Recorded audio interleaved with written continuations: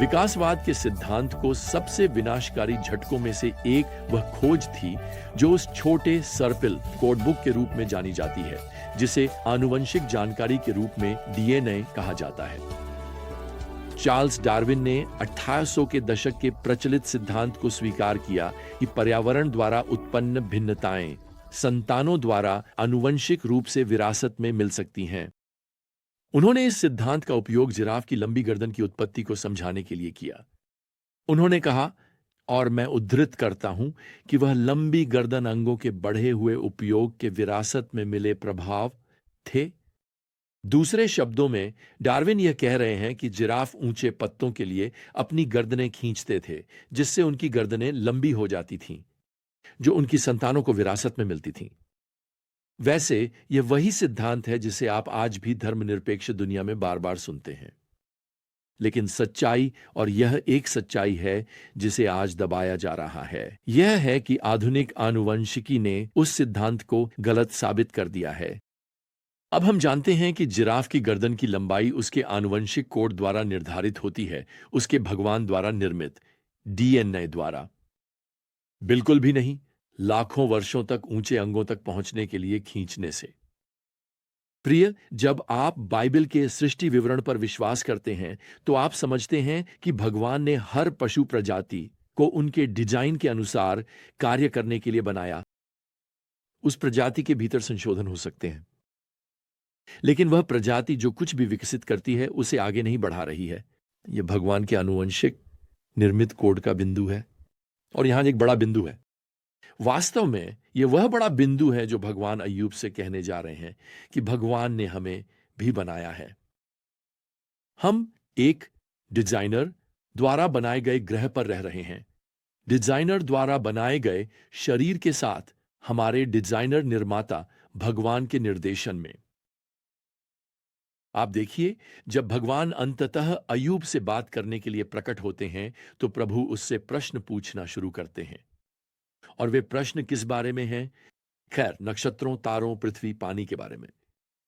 और अब वह अपना ध्यान बदलने जा रहे हैं और वह अय्यूब को एक फील्ड ट्रिप पर ले जाएंगे ताकि कुछ जानवरों को देख सकें, जिसे हम बस एक तरह से चिड़ियाघर कह सकते हैं।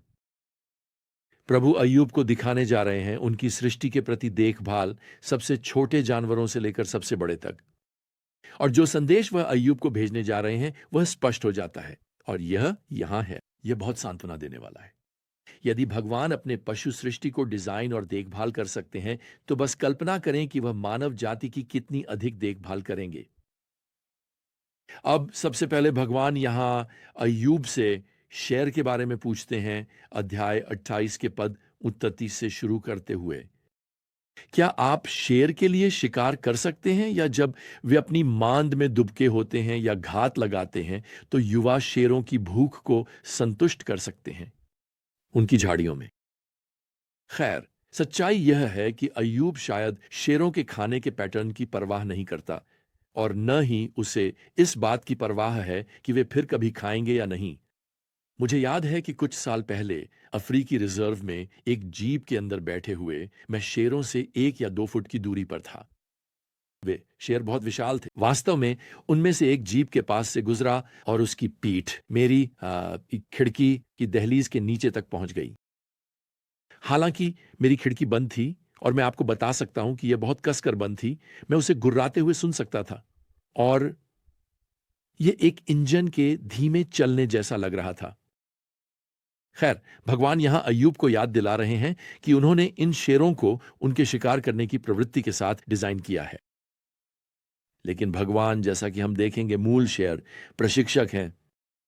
भगवान इस विशाल जंगली प्राणी पर भी नियंत्रण रखते हैं।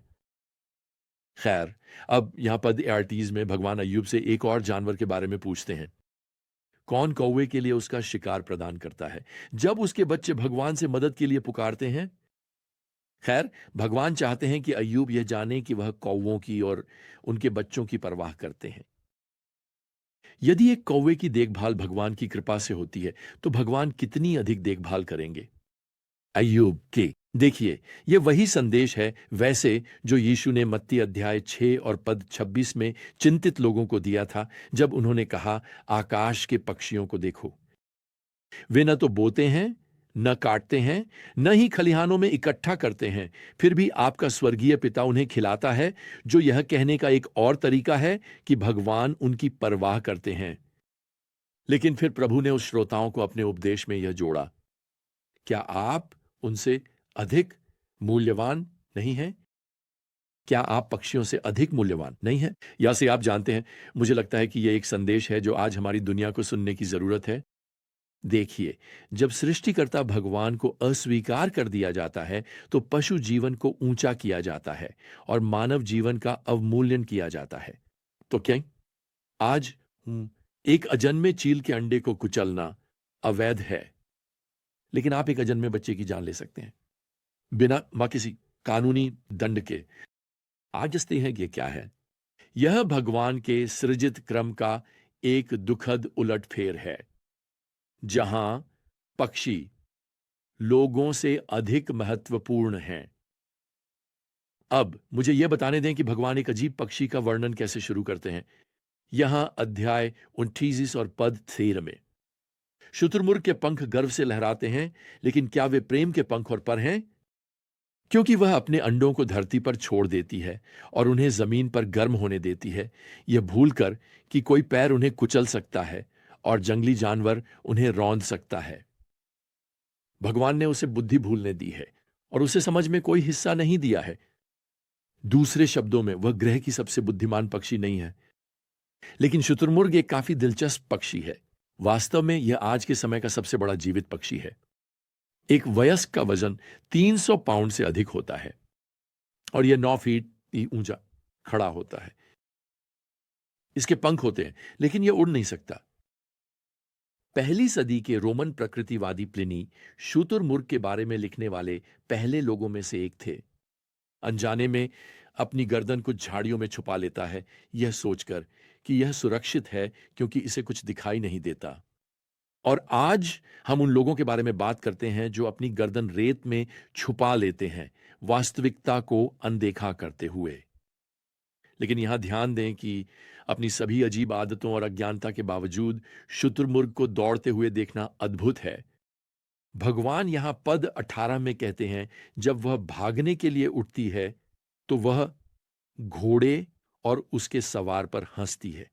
जब वह शुतुरमुर्ग दौड़ना शुरू करता है तो वह अपना सिर उठाता है, संतुलन के लिए अपने छोटे पंख फैलाता है और लगभग 40 मील प्रति घंटे की रफ्तार से दौड़ना शुरू कर देता है। देखिए, भगवान नौकरी को चिड़ियाघर ले जा रहे हैं शुतुरमुर्ग देखने, जो भगवान नौकरी, देखो मैं ऐसी चीजें बनाता हूं जो समझ नहीं आती। अब शुतुरमुर्ग को देखते हैं और आप सोचते हैं कि भगवान क्या सोच रहे थे, और यही बात है। आपके जीवन में ऐसे समय आते हैं जब आप सोचते हैं, प्रभु आप क्या सोच रहे हैं? यह ज्यादा समझ में नहीं आता।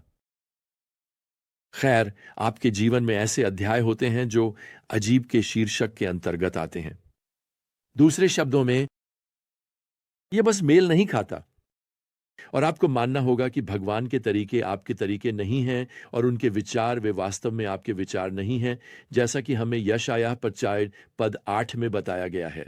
अब भगवान एक और पक्षी का वर्णन करने के लिए आगे बढ़ते हैं। यहां पद 27 में, क्या यह तुम्हारे आदेश पर है?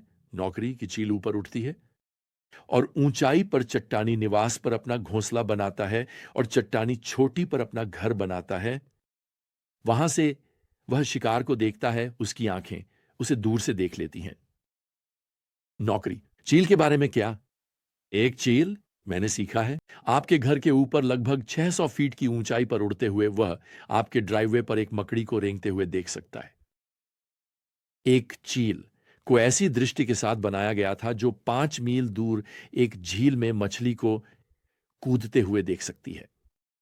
आप जानते हैं, मुझे अपने कंप्यूटर स्क्रीन को 5 फीट दूर से देखने में परेशानी होती है। अब विकासवादियों का कहना होगा कि चील ने वह दृष्टि इसलिए विकसित की क्योंकि उसने अपना घोंसला इतनी ऊंचाई पर बनाया। वे आनुवंशिक जानकारी, डीएनए को नकार रहे हैं। वे इस सच्चाई को दबा रहे हैं कि यह लाखों वर्षों में विकसित नहीं हुआ। वास्तव में भगवान ने चील को डिजाइन किया इतनी अद्भुत दृष्टि के साथ क्योंकि उन्होंने इसे इतनी ऊंचाई पर उड़ने के लिए डिजाइन किया। आप देखिए, सृष्टि की विविधता भगवान की रचनात्मक क्षमता की विविधता को दर्शाती है, लेकिन यह जवाबदेही की ओर भी इशारा करती है। आप देखिए, अगर भगवान ने हमें बनाया है तो हम उनके हैं, और इसका मतलब है कि हमें उनके प्रति जवाबदेह होना होगा। और इसी तरह भगवान इस विशेष चिड़ियाघर की यात्रा के हिस्से को अय्यूब के साथ समाप्त करते हैं।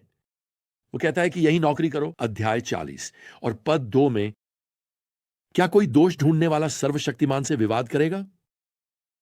जो भगवान से बहस करता है उसे इसका उत्तर देना चाहिए। खैर, अय्यूब पद 4 में जवाब देते हैं, मैं आपको क्या उत्तर दूं? मैं अपने मुंह पर हाथ रखता हूं। दूसरे शब्दों में, मैं अपना मुंह ढकने और चुप रहने जा रहा हूं। देखिए, भले ही प्रभु अय्यूब को यहां पद 14 तक चुनौती देते रहते हैं, अय्यूब को एहसास होता है कि अब उसकी कोई इच्छा नहीं रही। ये सब भगवान से जवाब मांगने के लिए है।